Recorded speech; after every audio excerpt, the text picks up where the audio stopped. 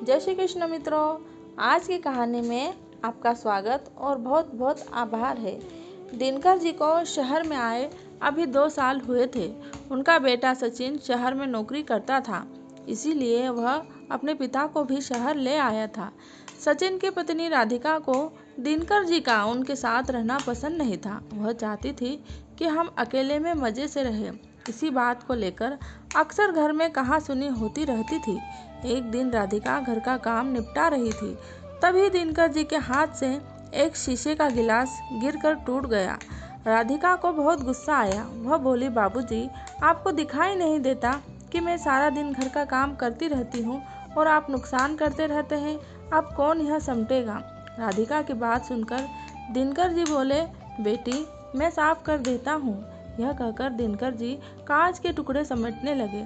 तभी एक कांच उनके पैर में चुभ गया।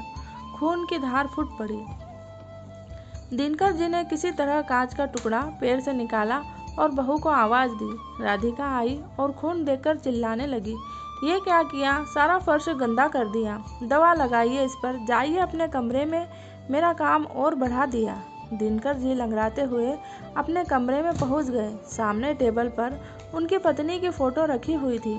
उसे देखकर उनकी आंखों में आंसू आ गए। जब वह जिंदा थी तो दिनकर जी को कभी एक गिलास पानी नहीं लेने देती थी। उनका बहुत ख्याल रखती थी। शाम को जब सचिन घर आया तो राधिका ने उसे सारी बात बता दी।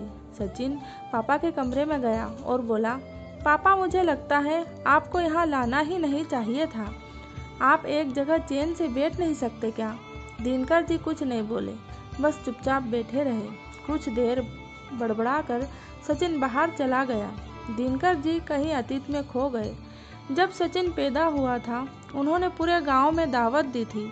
उनकी पत्नी यशोदा ने बहुत लाड़ प्यार से सचिन को पाला। सचिन जब थोड़ा बड़ा हुआ तो दिनकर जी उसे अपनी साइकिल पर बैठाकर स्कूल छोड़ने जाते थे। गांव से दूर बड़े से स्कूल में उसका दाखिला करवाया था।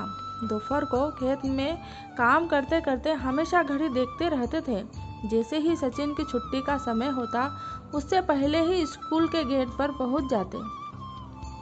सचिन को घर पर छोड़कर फिर साइकिल उठाकर भरी दोपहर में खेत पर जाते और रात तक मेहनत करते थे। सचिन जब 5वीं-8वीं क्लास में आया तो एक दिन अपने पिता से बोला, पिताजी, आप मुझे स्कूल छोड़ने मत आया करो। मेरे सारे दोस्त मजाक उड़ाते हैं। आप मुझे एक साइकिल दिलवा दो। यशोदा जी ने बोला, अच्छा, अपने बाप के साथ जाने में शर्म आती है, कोई साइकिल नहीं मिलेगी। जाना है तो पैदल जा। दिनकर जी ने सचिन की बात को समझकर उसे साइकिल दिलवा दी। धीरे धीरे वह पढ़ लिख गया और शहर जाकर नौकरी करने लगा। दिनकर जी से अब काम नहीं होता था। सचिन हर महीने कुछ पैसे भेज देता था। एक दिन सचिन गांव आया और उसने बताया कि उसने एक लड़की पसंद कर ली है। वो दोनों शादी करना चाहते हैं, लेकिन वह आप लोगों को शादी में नहीं बुला सकता। शहर की शादी में आप लोग सही नहीं रहोगे। यह सुनकर दिनकर जी और यशोदा का दिल टूट गया। यशोदा ने तो कुछ दिन बाद बिस्तर पकड़ लिया। 2 महीने बाद सचिन राधिका को लेकर गांव आया, लेकिन एक ही दिन रुककर वापस जाने लगा। दिनकर जी ने उससे कहा, बेटा, कुछ दिन रुक जा, शायद तेरी माँ की अंतिम घड़ियाँ आने वाली है। कुछ दिन तुम लोग साथ रहोगे तो उसे अच्छा लगेगा। सचिन ने कहा, पिताजी, राधिका नहीं रुकेगी, उसे गांव पसंद नहीं आ रहा है। दोनों चले जाते हैं। कुछ दिन बाद यशोदा जी अपने बेटे की याद में दम तोड़ देती है। उस समय सचिन और राधिका दोनों 13वीं तक रुकते हैं। फिर रिश्तेदारों के कहने पर सचिन अपने पिता को शहर ले आया, लेकिन अब दोनों उनसे परेशान हो चुके थे। दिनकर जी को अब कोई ठिकाना भी नहीं था। गांव का मकान और खेत सचिन ने बेच दिए थे। उसी पैसों से उसने एक फ्लैट खरीदा और किराए के मकान से उसमें आ गया था।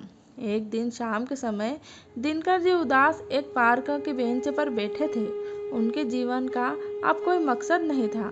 तभी उन्होंने देखा 3-4 उनकी उम्र के लोग वहीं पार्क में बैठे हंस रहे थे। सभी एक दूसरे से मजाक कर रहे थे। दिनकर जी को यह देखकर अपने गांव की याद आ गई। गांव की चौपाल पर वे भी गांव वालों के साथ अपने सुख दुख बांटते थे। इसी बीच किसी की आवाज़ से उनका ध्यान भटका। उन्होंने नज़र उठाकर देखा तो उनमें से एक सज्जन उनके सामने खड़े थे। वे दिनकर जी से बात करने लगे। उन्होंने अपना नाम राजेंद्र बताया। उन्होंने कहा, आप भी बहू बेटे से परेशान हो। दिनकर जी ने कहा, नहीं नहीं, ऐसी कोई बात नहीं है। यह सुनकर राजेंद्र जी हंसने लगे। अरे भाई, हमसे कुछ छुपा नहीं है। हम सब भी अपने घर वालों से परेशान थे, लेकिन आज देखो हम कितने मज़े में हैं। यही पास में एक आश्रम है, वहीं रहते हैं। जो मन में आए वो करते हैं, जहाँ जाना हो जाते हैं। वहाँ बड़े प्यार से नौजवान हमारी सेवा करते हैं। समय पर खाना मिलता है, साथ ही हंसी खुशी का माहौल रहता है। छोड़ो इस उम्र में अपनी बेइज्जती करवाना, आ जाओ हमारे संग। यह सुनकर दिनकर जी की आंखों से आंसू बहने लगे। राजेंद्र जी ने बाकी सबको भी बुला लिया। फिर वे दिनकर जी को आश्रम दिखाने ले गए। वहाँ सब खुशी खुशी रह रहे थे। वहाँ उन्हें कुछ लड़के लड़कियाँ मिले जो वहाँ सेवा करते थे।